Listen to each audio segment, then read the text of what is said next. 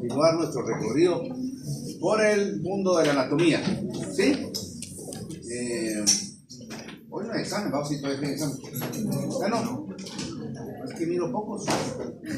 Bien, todavía hay exámenes. Todavía, bueno. Todavía. Pero ya son los de zootecnia, ¿no? No. ¿Qué examen es? De este ciclo, no de ciclos pasados.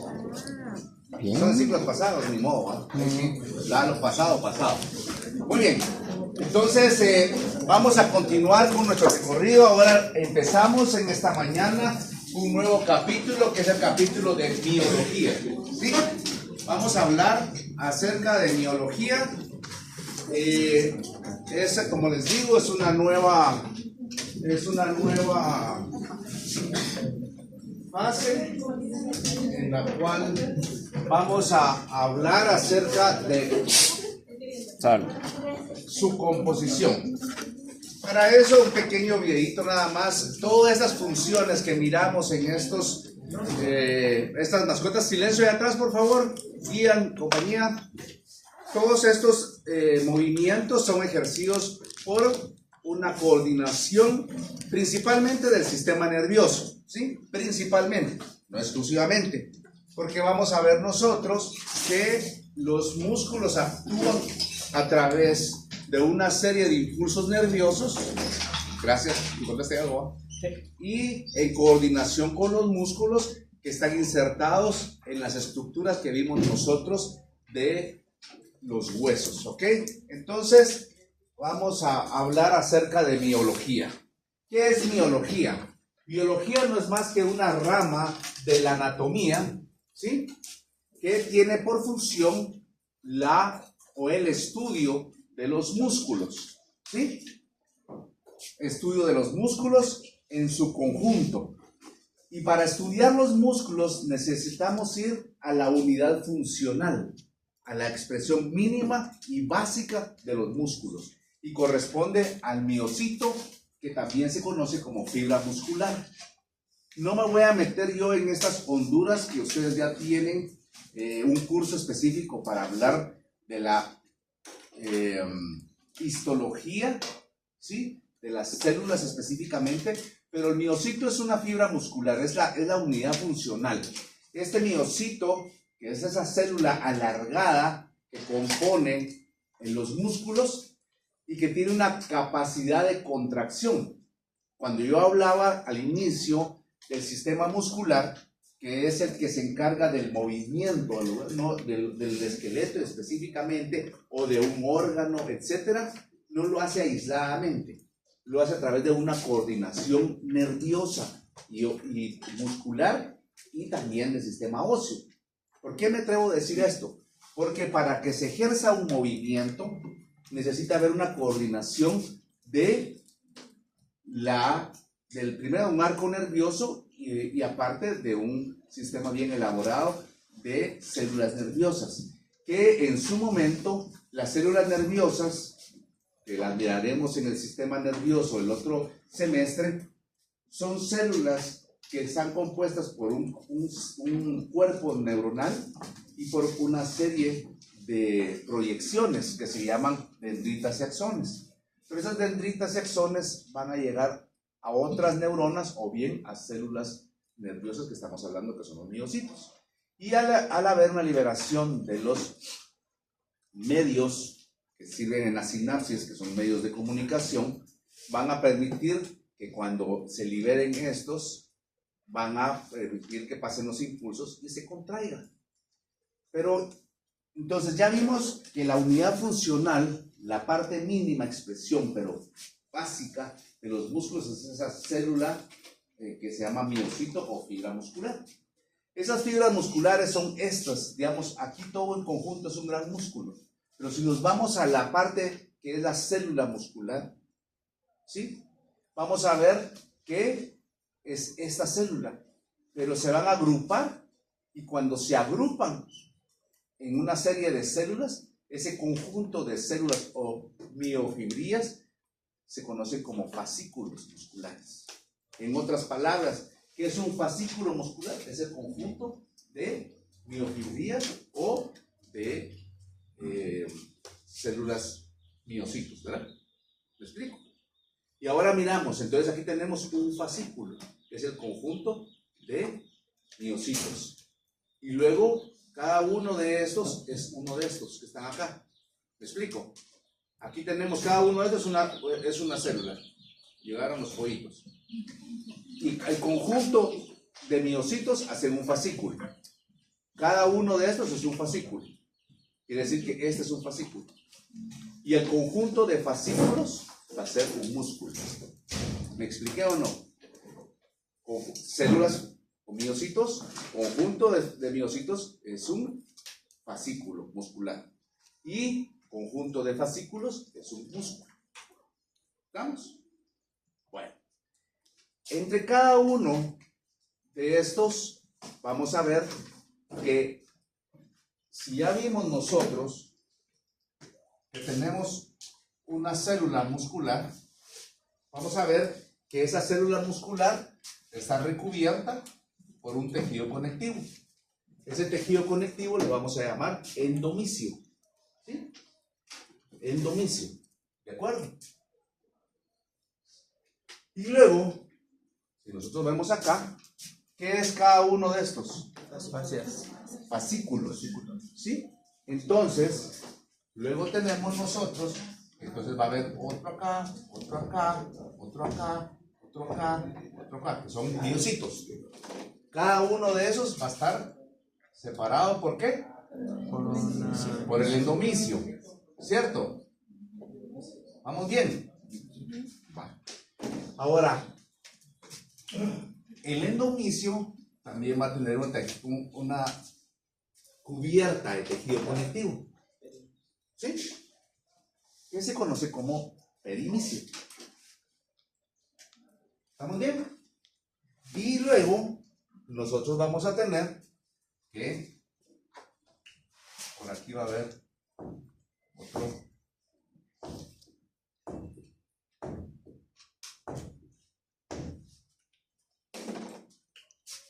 Cada uno tiene su endomisio. Perdón, esos serán azules.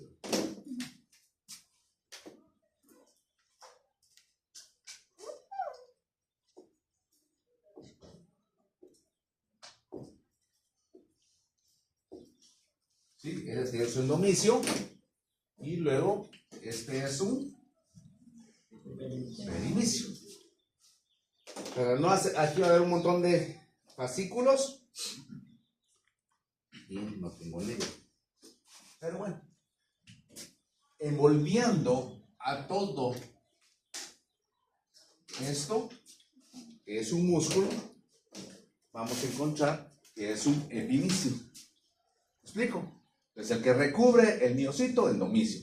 El que recubre los fascículos, perimisio. Y que recubre todos los fascículos y en conjunto es el músculo, va a ser el epimicio. ¿Quedamos claros o no? ¿Se va entendiendo ahorita? Vamos bien despacio. La unidad funcional es el miocito, o fibra muscular o microfibril. ¿Sí? Y esa es una célula alargada y contráctil por ese paso de impulsos nerviosos. Ahora, el conjunto de miofibrillas o de células, miocitos, se conoce como fascículo. ¿Ya? Y el conjunto de fascículos es el músculo. La cubierta de tejido conectivo que está alrededor de cada miocito o que separa cada miocito es el endomisio. La cubierta de tejido conectivo que separa un fascículo de otro fascículo se conoce como perimisio. Y la cubierta de tejido conectivo que cubre todo el músculo y en cierto modo va a separarlo de otro se conoce como epimicio. ¿Ok? Ahí lo tenemos. Entonces tenemos aquí el endomisio, aquí tenemos el perimisio y aquí tenemos el perimisio, aquí tenemos el epimicio. ¿Estamos? ¿Vamos bien? Ok. Entonces, después de eso tenemos ciertos, vamos de menos a más, ¿cierto? Ahora vamos a hablar una serie de conceptos que van a ser importantes para que vayamos entendiendo y los vamos profundizando en el sistema muscular. Esta clase es pura introducción. Entonces vamos a hablar acerca de fascia muscular. Cuando hablamos de fascia muscular nos referimos a una capa de tejido conectivo que está separando un músculo de otro músculo. ¿Y cómo se llamaba esa capa de tejido conectivo que estaba cubriendo externamente el conjunto de fascículos y formaba un músculo? ¿Cómo se llama? Epinicio. Entonces podríamos decir que la fascia muscular en cierto modo es un epinicio, ¿cierto o no? Porque está separando un músculo de otro músculo. Y a la vez también va a separar un músculo de la piel. Aquellos músculos que son más superficiales van a estar cubiertos por una fascia muscular, que es ese tejido conectivo que lo está separando de la piel y que lo está separando de otros músculos. ¿Se entiende? Muy bien. Tenemos otro término, que es este, ¿ven? Es el término tendón. Cuando hablamos de tendón lo vamos a resumir que es el origen o la inserción de un músculo. Si ustedes se recuerdan, por eso es que la anatomía lleva un orden lógico. Empezamos a través de ciertas definiciones, ¿verdad? De qué es anatomía, de cómo se divide la anatomía, etcétera, ¿cierto? Y empezamos a hablar ya específicamente de un sistema óseo, u osteología. Y vimos una serie de huesos y empezamos a ver que el conjunto era el esqueleto. Y vimos que había un esqueleto apendicular, un esqueleto axial y un esqueleto esplácnico.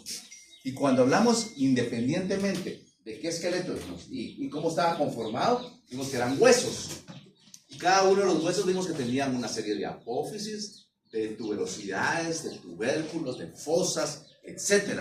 Y que se conocen en conjunto como accidentes óseos. Y esos accidentes óseos sirven principalmente para permitir la inserción muscular.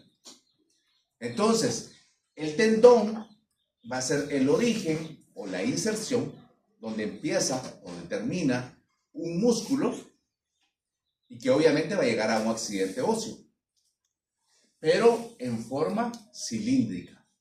Entonces, el tendón es el origen o inserción de un músculo en forma cilíndrica. Y aquí tenemos como ejemplo el tendón de Aquiles, que mencionábamos nosotros en la tuberosidad. ¿De qué hueso? Calcánea. ¿De qué hueso? Del tarso peroneo o calcáneo, ¿sí? Y que es la unión de varios músculos, ¿cierto? Y luego tenemos otro término que se conoce como aponeurosis. Y aponeurosis no es más que también el origen o inserción de un músculo, pero en forma aplanada.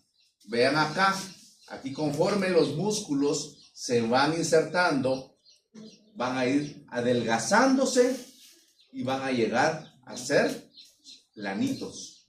Entonces, la diferencia entre un tendón y una aponeurosis es simplemente la forma del músculo en su origen o su inserción. Tendón cilíndrico, aponeurosis aplanada. ¿Vamos bien? ¿Alguna pregunta hasta dónde vamos? ¿Podría señalar la aponeurosis, por favor? Aquí, en estas aponeurosis son esas prácticamente donde se va, ahí lo vamos a ir viendo poquito a poco, pero aquí también podemos ver aquí en forma aplanada. Aquí, principalmente este que está acá, aquí se mira cómo se va aplanando. Y normalmente en ese origen o inserción, sea aponeurosis o sea tendón, hay una mezcla de tejido conectivo. Y tenemos luego lo que se conoce como esfínter. El esfínter no es más que un acúmulo o un conjunto de fibras musculares, ya sean lisas o estriadas, que vamos a ver en un momento qué son esos, que se encuentran dispuestas alrededor de un orificio natural. ¿Sí? Un orificio natural es un agujero que se encuentra en el cuerpo. En este caso es el ano. El ano es un orificio natural, ¿verdad? Pero entonces vamos a ver que aquí hay dispuesta una serie de fibras musculares, sean estriadas, sean lisas, que lo que hacen es permitir que ese esfínter se abra o se cierre. Se abra o se cierre. ¿Me explico? Y esto tiene la coordinación, porque el músculo tiene una íntima relación con ¿qué sistema dijimos? Nervioso. Nervioso. Entonces, existen unos esfínteres que van a ser voluntarios y otros van a ser involuntarios. ¿Ya?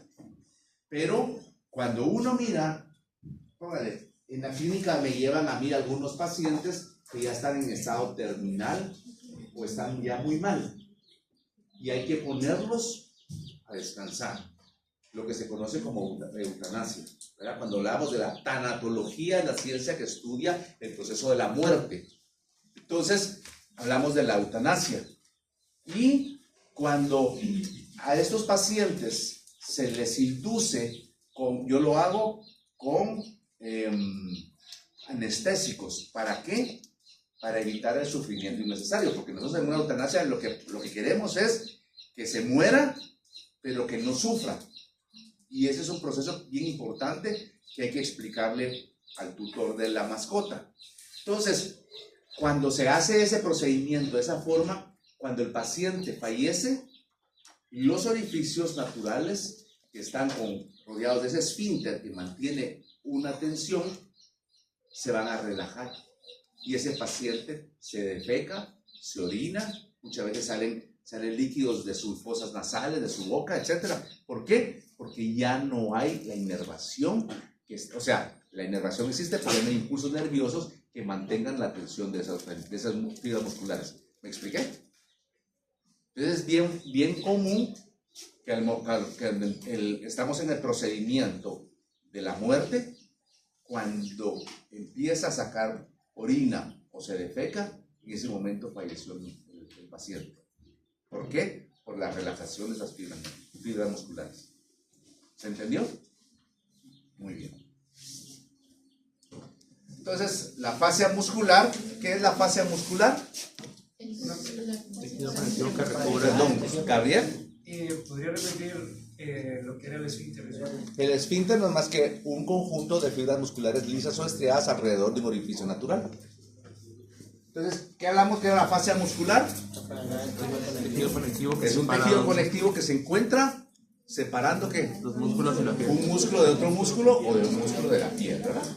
Entonces, aquí hay un poquito más para que puedas ver, digamos, en este caso, aquí tendríamos parte de la fascia y aquí tendríamos una aponeurosis. Aquí hay dos cosas, ¿verdad? Pero vamos a ver, tendón, ya hablamos de esto, de que se forma cilíndrica, la aponeurosis. Mira acá, Eduardo, que tenías, aquí hay otro un poquito más grande. Ven este que es el escaleno, veamos cómo se mira aquí, cómo se va adelgazando, ¿verdad? Y se va mezclando de tejido conectivo. Y el esfínter que habíamos platicado ahorita, ¿verdad? Ok. Tenemos otro término, que es la intersección tendinosa. La intersección tendinosa es tejido conectivo, que está separando un músculo de dos porciones gruesas o vientres musculares. Normalmente tenemos esta sí es mía, es vieja, pero el viernes hicimos una dirección bonita con el doctor Leonardo en dos perros. Un perro que está bien bonito, lo van a ver en el laboratorio, los músculos con una buena consistencia, y otro que están los músculos, pero increíble, el otro era un perro viejo, todo desgraciado, flaco, porque era un perrito que ya estaba demasiado, porque ya estaba muy enfermo, pero ahorita voy. Pero al verlo, muy flaco, ¿verdad? Al hacer la disección, tejido adiposo exagerado, a pesar de ser flaco. Pero los músculos estaban todos atrofiados y son bien delgaditos y pues se miran bien, pero están su conformación no es muy buena. En el otro era un perro pues se miraba más fornido y los músculos están poco tejido conectivo, poco tejido adiposo y bien formados sus músculos. Entonces ahí tenemos las dos, ¿sí? Acaba de decir de que es la separación de dos músculos. Pero ¿De qué estamos hablando? de intersección tendinosa. Es un tejido conectivo que divide un músculo en dos porciones gruesas o vientres musculares. No es separación entre músculo y músculo. Sería la fascia. Exactamente. Entonces, si ustedes miran esto, aquí metimos una sonda canalada, pero era para ver el lomo transverso. Pero miren este músculo que está acá. Este músculo vamos a ir viendo el día de mañana, posiblemente, se llama brachiocefálico. En el latín, brachios es brazo, céfalos es cabeza. Entonces quiere decir que este va del brazo hacia la cabeza. Pero aquí tenemos, si logran ver aquí, hay un pequeño, como una línea blanca. ¿La logran observar? Esa línea blanca es la intersección tendinosa. Es una banda de tejido conectivo que separa un músculo en dos porciones gruesas o vientres musculares. ¿Ya? En este caso, esta intersección tendinosa es el vestigio de la clavícula en los perros. ¿Por qué el perro no tiene clavícula? ¿Ya? Nosotros sí tenemos clavícula, que es este hueso que está acá, pero ellos no tienen. Y este es el vestigio de la clavícula e intersección tendinosa del músculo brachiocefálico. ¿Se está entendiendo? ¿Sí?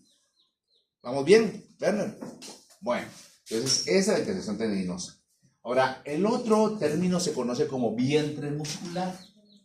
Cuando hablamos de vientre muscular, acabamos de mencionarlo. El vientre muscular no es más que la porción dilatada o carnosa de un músculo. Entonces, por eso es que cuando hablábamos de intersección tendinosa, que era una banda de tejido conectivo que separa dos vientres, en este caso, aunque el músculo es como una banda larga, tiende a ser carnoso. Y aquí el vientre muscular, pues aquí miramos el bíceps, es más, vean la fotita, es bien nueva, es la que tomamos hace ese año, hace 21 años, ¿verdad? Que les contaba yo de esas camaritas que tenías con un disquete. Muy bien. Ah, no, aquí vamos a pasar, esto no me gusta, que se quedó de la presentación pasada, esos son diapositivas, ¿no? Entonces, intersección tendinosa, hablamos esta parte de acá, el vientre muscular, que es la parte carnosa, la parte dilatada, la parte meramente del músculo, ¿cierto? Salud. Esta sí salió del horno ahorita.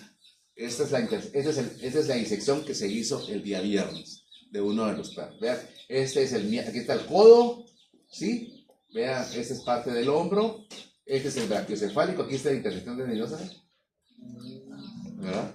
Y eso sería entonces prácticamente los vientres musculares. La vaina sinovial, que es otro término, es una envoltura de tejido conectivo. Bienvenido. Es una vaina de tejido conectivo, es una banda.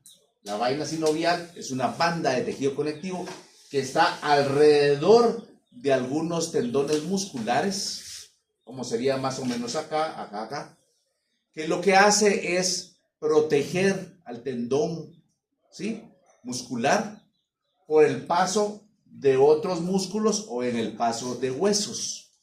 Lo que sucede es que hay músculos, digamos, en los dedos, los tendones musculares que permiten la contracción o la extensión de los dedos, esos músculos se originan en el antebrazo. Y los tendones, que son estas terminaciones donde se van a ir a insertar a los músculos, a los huesos, perdón, van a ser muy largos. Entonces son recubiertos de esas vainas sinoviales para que no se vaya a lastimar o con los músculos de otras regiones se vayan a pegar o a dilatar o a lastimar, ¿verdad? Entonces son bandas de tejido conectivo que están recubriendo externamente los tendones musculares para evitar que se lastimen los tendones musculares. Y tenemos también lo que se conoce como bursa o bolsa sinovial. La bursa o bolsa sinovial no es más que una almohadilla o una bolsa como tal, ¿sí?, que presenta en su interior líquido sinovial. Ya habíamos platicado que era un líquido sinovial, ¿cierto? El líquido sinovial está presente ¿en dónde? Dentro de las cápsulas de las articulaciones sinoviales. Y que era un líquido que mantiene ahí como una lubricación, ¿cierto? Pues en estas vainas o bolsas sinoviales, que son estas bolsas que presentan en su interior ese líquido sinovial, está presente dentro de una articulación o cercana a la misma. Puede estar en medio de dos superficies articulares. ¿Se recuerda cuáles eran las superficies articulares, Manuel? ¿Qué es una superficie articular? La parte en donde se van unir dos huesos. No, o sea, se van a unir, pero ¿qué es? Alguien que me diga qué es una superficie articular. Es la parte del hueso que está directamente participando en la articulación, ¿verdad? Es la que va a tener contacto, ¿cierto? Entonces, aquí hay dos superficies articulares, digamos, esta parte de aquí y esta parte de aquí. Muchas veces las bolsas sinoviales van a estar en medio de eso. Pero vean esta, está entre el hueso y la llegada del músculo. Y la función de la bolsa sinovial va a ser también amortiguar los golpes que presentan en la articulación o cercana a ella. ¿Sí? Muy bien. Entonces, tenemos otro, ¿sí? Una consulta, ¿en la intersección tendinosa se encuentran todos los músculos No. o solo en el perno? Se encuentran en ciertos músculos y la característica o el sitio exclusivo es la del brachiocefálico en todas las especies animales. ¿Sí? Puede ser en el perro, en el caballo, en la vaca. ¿Sí? Muy bien. Perdón, entonces la bursa sinovial es una bolsa, donde dentro va a estar el núcleo sinovial, que a su vez va a estar adentro de la cápsula. O sea, puede estar adentro de la cápsula, puede estar afuera de la cápsula. En este caso está fuera de la cápsula. Y aquí está la cápsula, pero a veces puede estar adentro. Y la función es amortiguar esos golpes que se producen en la contracción o extensión de la articulación. Es lo mismo de las bursas sinoviales del equino. Parece, sí, es como, ¿se recuerdan ustedes en el ligamento nuca? Que habían 3 bursas, así, cabalmente. Muy bien. Ahora hablemos de qué es un músculo extensor. Para hablar de un músculo extensor tenemos que saber qué es extensión. Y, Renata, ¿qué dijimos que era extensión? Es aquel movimiento en el cual un hueso se aleja del otro hueso que está en una articulación. Quiere decir entonces que el ángulo que forman los huesos de una articulación se van a aumentar. Ese ángulo se va a aumentar. ¿Sí? Entonces, el músculo extensor es aquel músculo cuya función es ampliar el ángulo de una articulación. O sea, en otras palabras, va a permitir que un hueso se aleje de otro. Y eso es extensión. ¿Me explico? Entonces, en una articulación hay músculos que van a ser extensores y hay otros que van a ser flexores. Por lo general, donde se entiende un poco mejor es cuando miremos los músculos del antebrazo y los músculos de la pierna. Los músculos, para poner ejemplo, del antebrazo de la pierna, que cumplen la función extensora, se van a colocar cráneo lateral del antebrazo o de la pierna. ¿Ya? Entonces, están cráneo lateral. Y estos, a la hora de contraerse, van a extender el brazo o la pierna. Y los músculos flexores van a estar caudo medial. ¿Sí? Caudo medial. Y esos, al contraerse, van a flexionar el miembro. Ahí es donde se pueden ver mejor. Por supuesto, en todas las articulaciones hay, pero aquí es donde se puede entender un poco mejor eso. ¿Vamos bien? ¿Alguna pregunta? ¿Dónde vamos? ¿Ninguna? Vamos, ¿qué te pasa? Cráneo medial. Los extensores son cráneo lateral y los flexores caudo medial. ¿Sí? Muy bien. Los músculos van a producir o van a ejercer una serie de funciones, ya sean funciones específicas en el sistema osteomuscular o funciones ya desde el punto de vista inclusive alimentario. Digamos, como se va a colocar en los extremos de los huesos largos, van a servir de palancas para el desplazamiento, o sea, para la locomoción. Se está, principalmente cuando están posicionados en los miembros, torácico o pélvico, que son los huesos largos que están en los miembros, entonces al ejercer su contracción van a permitir el desplazamiento o el caminar o correr, ¿ya? Pero también van a producir diferentes actividades, como cuáles. Puede ser defensa, porque a la hora de contraerse, los músculos de la mandíbula pueden morder. Y eso es una forma de defensa, ¿sí?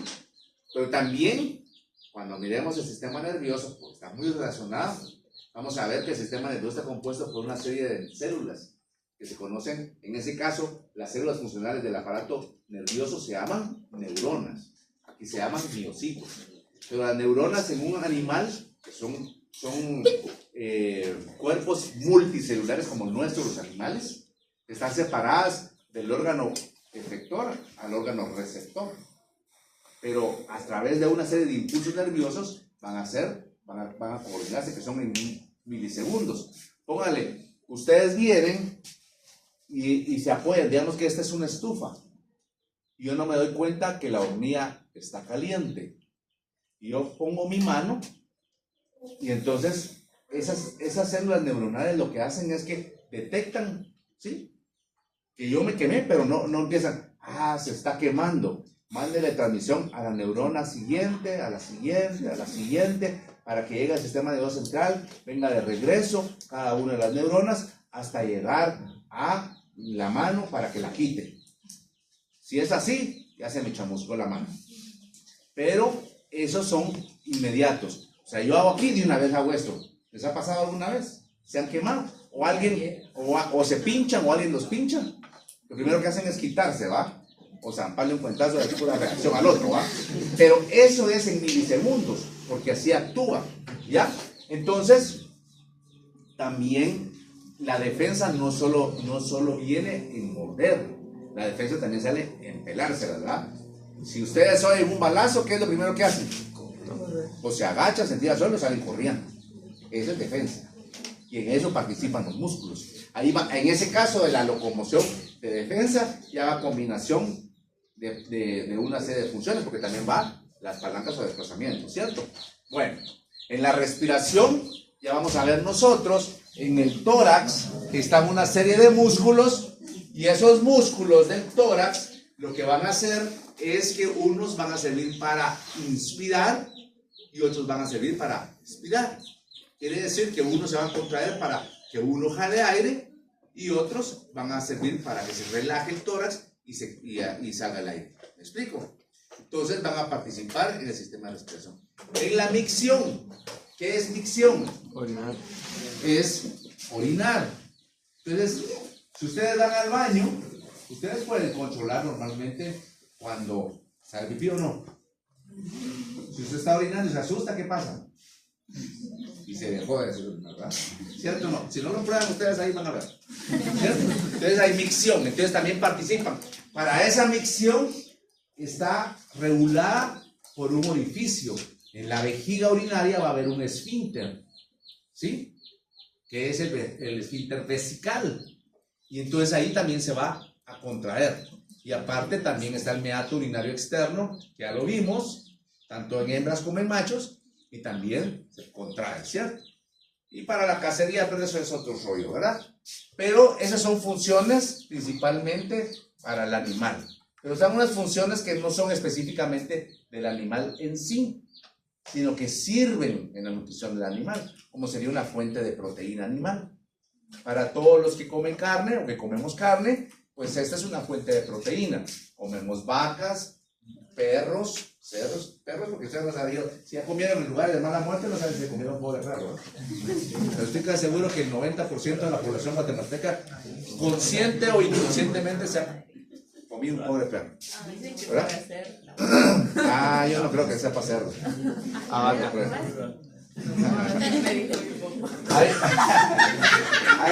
Hay lugares, no sé si en Guatemala, pero en El Salvador hay lugares donde tradicionalmente comen gato. En Perú también, ¿verdad? Entonces, y en Corea y en China se comen a veces los perros, ¿sí? Ellos conscientemente, ellos inconscientes, ¿cierto? Bueno, pero independientemente, entonces es una fuente de proteína animal. Los animales que son carnívoros, como el gato, pues su fuente de alimentación va a ser el músculo, principalmente de un roedor o de otra cosa, ¿no? También tenemos entre las funciones la producción o generación de calor. Ustedes han temblado cuando tienen frío. Esa contracción sistemática de los músculos cuando uno tiene frío, lo que está generando es calor. ¿Ok? Y, por supuesto, la estabilización de las articulaciones. De todas. ¿Pero qué articulación tenemos acá? La rodilla. No, ¿cuál? La del brazo. Este es el codito, ese es prácticamente el hombro, perdón. Es la escápula humeral. Y se recuerdan que la escápula humeral, cuando hablamos de articulaciones, casi no tenían medios de unión. O sea, tenía una cápsula, tenía unos ligamentos glenumerales, etcétera. En algunas especies tenía un cartílago marginal, pero de ahí no tenía colaterales. Entonces dijimos que una masa muscular que se ubicaba lateral, medial, craneal y caudal estabilizaba en esa articulación. ¿Se recuerdan? Bueno, eso es lo que corresponde con la estabilización de las articulaciones. Muy bien. Y tenemos también la clasificación de los músculos. Esta clasificación de los músculos va a ser con base al tipo de célula muscular presente en ellos. Y tenemos los músculos que se van a clasificar como músculo liso. El músculo liso, tenemos el músculo cardíaco, que es un tipo de músculo estriado, pero también tenemos el músculo esquelético, que son los 3 tipos de músculos. ¿Ya? Cuando hablamos del músculo liso, que es este de acá, es un músculo que ya cuando ustedes miren histología, pregúntenle a los profesores de histología, díganle, histológicamente, ¿sí? Microscópicamente, ¿qué característica no funcional, sino morfológica, diferencia al músculo liso del músculo esquelético del músculo cardíaco? En una forma muy sencilla, no profesional, sino una cuestión puramente así, para entender, los músculos lisos, si ustedes se dan cuenta, no presentan esas líneas que se miran acá. O sea, dentro de su citoplasma y a la hora de unirse como tejido, no van a formar esas estriaciones que se llaman esas líneas. Estoy hablando en un lenguaje sumamente vulgar o coloquial, no profesional, que no es mi especialidad, ¿ya? Por eso se lo van a preguntar a ellos y ellos tienen toda la capacidad profesional para poder explicar. Y luego vamos a ver que entre el músculo cardíaco y el músculo esquelético sí hay una diferencia, más bien ellos se parecen en cierto modo, porque sí presentan esas líneas, que son esas estrías o estriaciones, ¿ya? Entonces, al músculo liso se le llama no estriado por eso, y el músculo estriado se clasifica entre cardíaco y esquelético. Pero eso es una forma muy específica. En el caso nuestro, que estamos hablando en una forma muy general y superficial, vamos a hablar que el músculo liso se caracteriza porque no presenta esas estriaciones, esas líneas que vimos ahí. ¿Ok? Es involuntario, o sea que nosotros no podemos ejercer nuestra voluntad, no podemos decir contráigase, relájese a ese tipo de músculo, porque ese músculo está normalmente recubriendo los órganos cavitarios, ¿como qué? Como estómago, como intestino, ¿sí? Vejiga urinaria en sí, ¿ya? Entonces, esto no es, su efecto no es causa de nuestra voluntad, se contraen independientemente de la voluntad del individuo. Es visceral porque está principalmente en los órganos, también está en las arterias y en las venas, ¿sí? Y aquí está en la vejiga urinaria, ¿va? No en el esfínter, sino en la vejiga. El músculo esquelético, ¿alguna duda, Manuel y Gabriel? No. Si no las comparten. Espero sea de anatomía. Bien. ¿Sí? ¿Qué era? El músculo esquelético de la espalda. De la espalda. ¿Le duele la espalda a Manuel? Sí. Bueno, Muchos. ok. Entonces, todos los músculos que vamos a ver nosotros, que son como los del brazo, los del abdomen, etcétera, que son esqueléticos, son esos, ¿verdad? Es este. Vean ustedes, tiene una serie de esas líneas, que llamamos esas estrías, por eso se llama estriado, ¿ya? Tenemos que se encuentra relacionado con los huesos o con el esqueleto, que son los que nos va a ocupar el tiempo de poderlos ver aquí en anatomía, ¿verdad? No vamos a ver los viscerales, ¿ya? Ni el cardíaco, vamos a ver el esquelético. Este sí es voluntario, si usted quiere dar un paso, si no quiere dar un paso. Muchas veces va a tener que dar el paso involuntariamente, si tiene una pistola y se da el paso, ¿no? Pues no quiero, pero ni modo, ¿no? Pero normalmente son accionados voluntariamente, ¿sí? y se encuentran en el cuerpo del animal, distribuidos cubriendo un hueso por lo general. ¿Sí? Y son estos, miren este es el que hicimos, es el mismo que les dimos un ratito, es el que hicimos el viernes, ¿verdad? Miren qué chilero se viene, ¿verdad? Muy bien. Y tenemos el músculo cardíaco. El músculo cardíaco, pues sí tiene ciertas estrías, tal vez no son tan numerosas como el esquelético, pero presenta, ¿ya? Y este músculo cardíaco tiene la característica de que es involuntario. Usted no puede, por mucho que esté decepcionado usted del amor y de lo que sea, no puede decir al corazón, párate, ya no quiero vivir, no puede, ¿verdad? Entonces es involuntario. Este está gobernado por el sistema nervioso autónomo. El sistema nervioso autónomo está formado por el sistema nervioso somático, autónomo, que es el, ¿cómo se llama? Ya se me fue esta vaina. Es el sistema nervioso simpático y parasimpático, que actúan uno regulando al otro, ¿sí? Y esos son los que van a actuar aquí en la contracción del músculo o relajación del músculo cardíaco, ¿ok? Es un tipo de músculo especializado, está específicamente en el corazón. ¿Estamos? Muy bien. Tenemos la otra parte que es la clasificación de los músculos con base a la concentración de mioglobina. ¿Qué es la mioglobina? ¿Alguien sabe? No importa si sabe, si no sabe, si entendió con sus palabras qué era, o alguien que quiere externar qué es mioglobina. Es una proteína, ¿qué más? Es una proteína que se encarga del transporte de oxígeno a los músculos. Es una proteína que se encarga del transporte de oxígeno a los músculos, muy bien, ¿verdad? Y también le da una coloración. ¿Ok? Entonces, con base a lo que nos mencionaba su compañero, pues es una proteína que se encarga, es un tipo de hemoglobina, porque la hemoglobina eso es la proteína que transporta oxígeno hacia todo el organismo, ¿sí? Pero en los músculos es más especializado y se conoce como mioglobina. Y esta mioglobina, que va a ser la que transporta el oxígeno, un músculo que se está contrayendo constantemente demanda más o menos oxígeno. Y un músculo que casi no se contrae va a tener menos mioglobina porque va a demandar menos oxígeno. ¿Se entiende esto que estoy hablando? Si un músculo que está en los miembros, usted está corriendo, ¿sí? Está caminando, se están contrayendo constantemente y relajando. Eso demanda mayor oxigenación. Entonces, la mioglobina que transporta el oxígeno va a estar constantemente, o sea, va a estar más frecuente y en mayor cantidad. Pero sus músculos pectorales casi no tienen un mayor movimiento, ¿sí? Tienen, pero no tienen como tienen los brazos. Entonces, esto nos ayuda a entender porque en algunos casos, en algunas especies, dependiendo la región, va a tener menos coloración. Entonces, clasificamos en músculos blancos aquellos músculos que presentan menos cantidad de mioglobina y tienen menos coloración.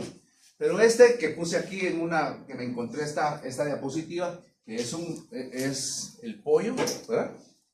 Que ya está ahí listo para que sea vendido y luego sea cocinado, presenta, por lo general se conoce como músculos blancos. Pero dentro del pollo podemos ver nosotros, aquí a simple vista, ¿qué es esto? Es una pierna. Y vean el color en comparación a la pechuga. ¿Ven la diferencia de coloración?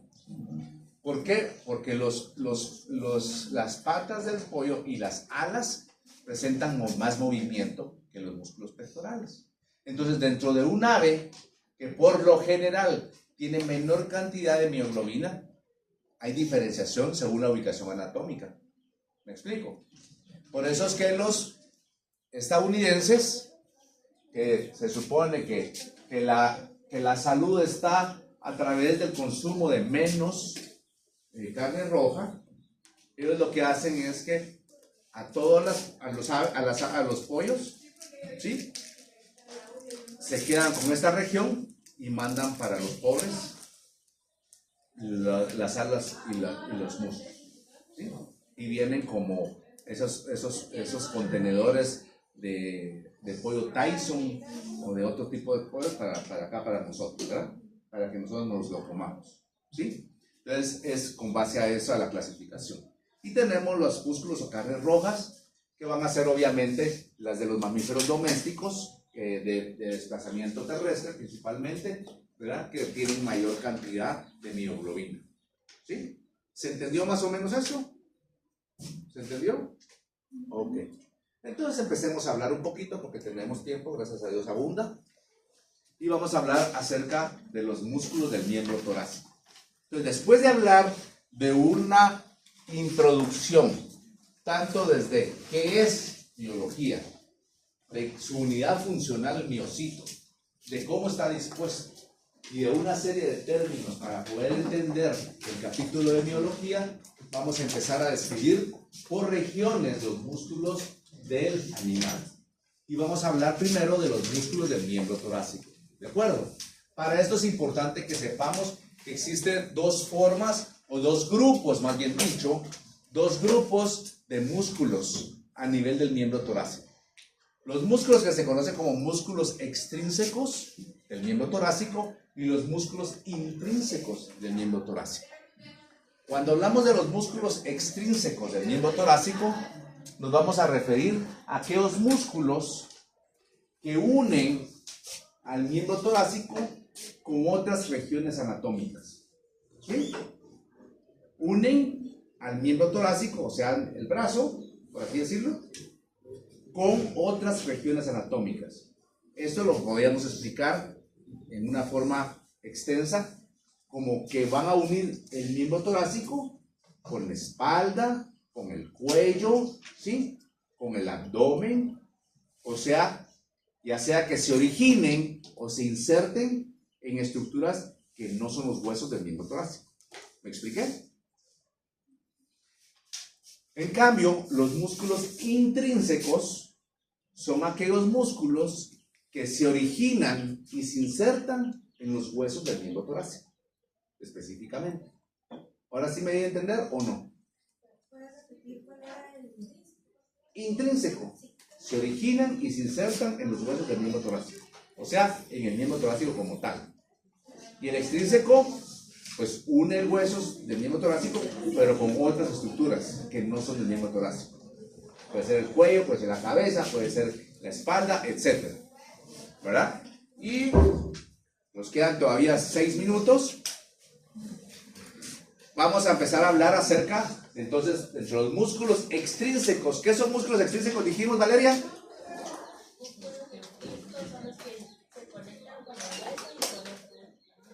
Que van a unir el miembro torácico con huesos de otras partes, ¿verdad?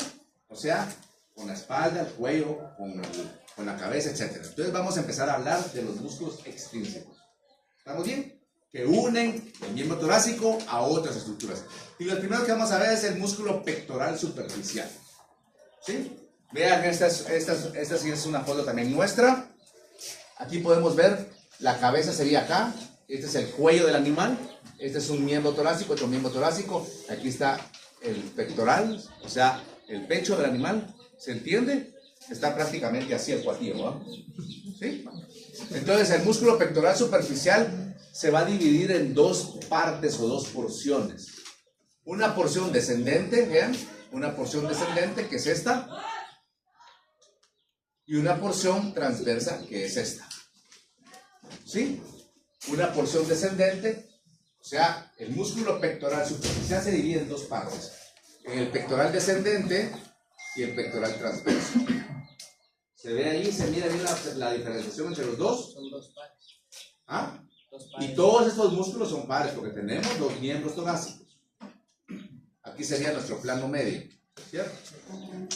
Bueno, entonces ya que entendimos que el músculo pectoral superficial tiene una porción descendente y una porción transversa, vamos a hablar siempre que vamos a describir los músculos, vamos a hablar de su origen y de su inserción. ¿Sí? Vemos su forma, dónde está ubicado más o menos, pero lo que nos interesa es su origen y su inserción. De tal manera que el pectoral superficial, que es este que tenemos acá, ¿cierto? Y que tiene una porción descendente y una porción transversa, ¿dónde se va a originar?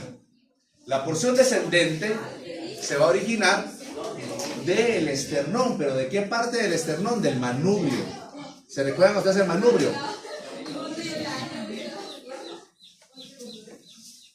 ¿Les puedo molestar un momentito? Perdón. Entonces, el músculo descendente, pues la porción descendente del músculo pectoral superficial se origina del manubrio del esternón, que es la porción más craneal del mismo, ¿se recuerdan? Y la porción transversa del músculo pectoral superficial se va a originar a partir de la superficie, de la superficie ventral del esternón. ¿Sí? ¿Y dónde se van a insertar? El músculo descendente se va a insertar, vean, de la cresta, del húmero y de la tuberosidad deltoidea. Por eso es importante que sepamos osteología, ¿se dan cuenta? ¿Por qué? Porque ahí los siguientes óseos y vamos a saber de qué huesos tienen esos siguientes óseos, porque es donde se va a insertar o se va a originar en un momento dado el músculo. Entonces, la porción descendente del músculo, ¿sí?, pectoral superficial, que se iniciaba en el manubrio, ¿se recuerdan? Se va a insertar en la tuberosidad deltoidea, se va a insertar en la cresta del húmero y en la fascia antebrachial. ¿Qué es fascia? Tejido conectivo que está separando un músculo de otro músculo o que separa el músculo de la piel. Entonces aquí la fascia antebrachial es una que va a estar separando los músculos del antebrazo. ¿Ya? Entonces, si yo les pregunto, ¿cuál de las siguientes estructuras corresponde a la inserción del músculo pectoral superficial, porción descendente? A, fascia antebrachial; B, tuberosidad deltoidea; C, cresta del húmero; D, todas son correctas; E, ninguna es correcta. ¿Cuál sería? Sería D, todas son correctas. ¿Cierto? Muy bien. En cuanto al músculo pectoral superficial, porción transversa, que se origina en la superficie ventral del esternón, ¿dónde se va a insertar? Se va a insertar en la superficie medial y superficie craneal del tercio proximal del cuerpo del húmero. ¿Sí? Superficie medial, porque aquí está la lateral, entonces medial y craneal del tercio proximal del húmero. ¿Estamos bien? Esa sería entonces, ahí tenemos la inserción de esta parte. ¿Ok? Y ahí lo dejamos por hoy. ¿Se entendió la clase de hoy? Muy bien. Entonces espero que haya quedado claro. Primero Dios, nos miramos mañana a la misma hora para continuar.